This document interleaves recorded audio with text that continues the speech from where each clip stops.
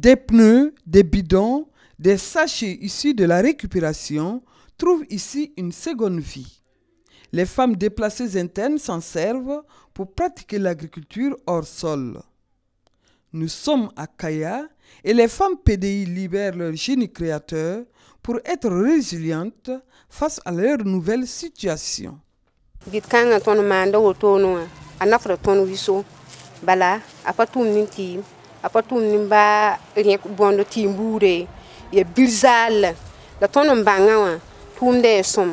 Avec la culture hors sol, nous arrivons à produire des feuilles frais qu'on vend chaque 2 semaines, surtout les feuilles d'oseille et les feuilles d'haricots.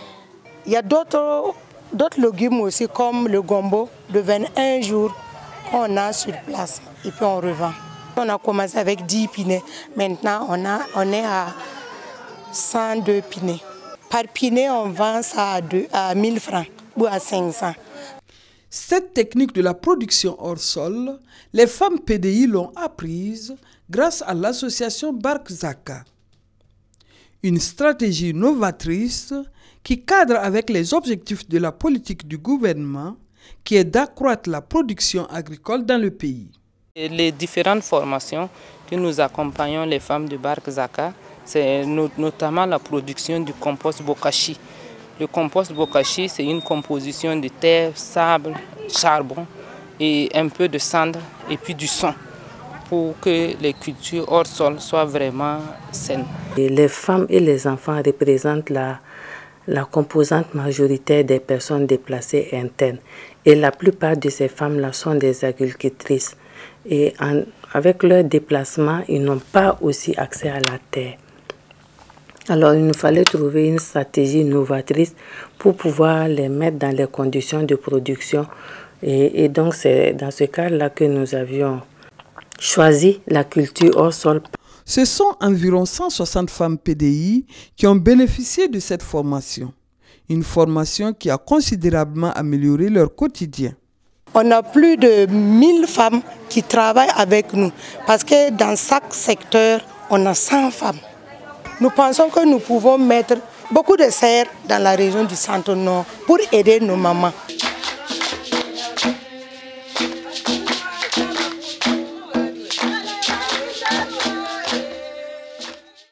Autre lieu, autre localité, même dynamique. À Wayugia, dans la région du Nord, c'est une cinquantaine de femmes déplacées internes qui ont été formées à la demande du ministère de la Femme en collaboration avec le département en charge de l'agriculture. Ici, les femmes ne produisent pas sur un site commun, mais plutôt dans leur concession haute.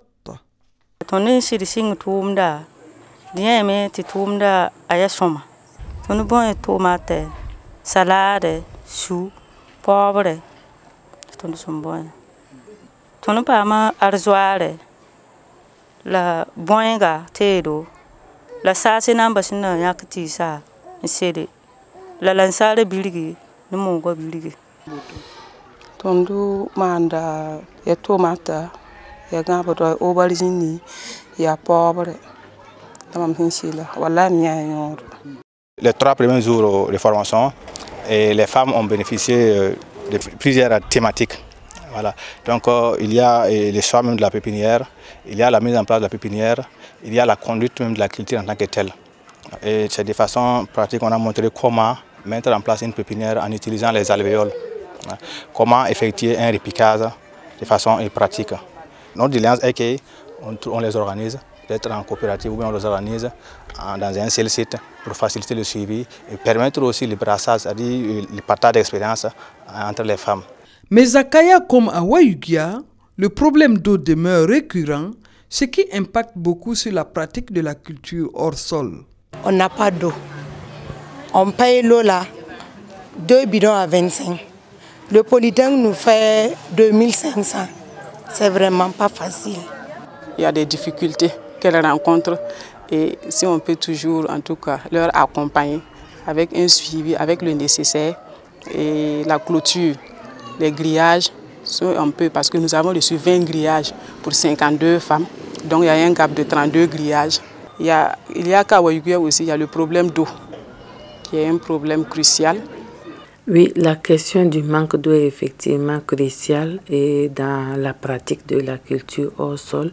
Et à ce niveau également, nous allons travailler avec le ministère en charge de l'environnement et de l'eau pour trouver soit réhabiliter les fourrages qui existent déjà ou bien demander à ce qu'on puisse réaliser de nouveaux points d'eau pour que ces femmes-là puissent mener convenablement cette activité de culture hors sol.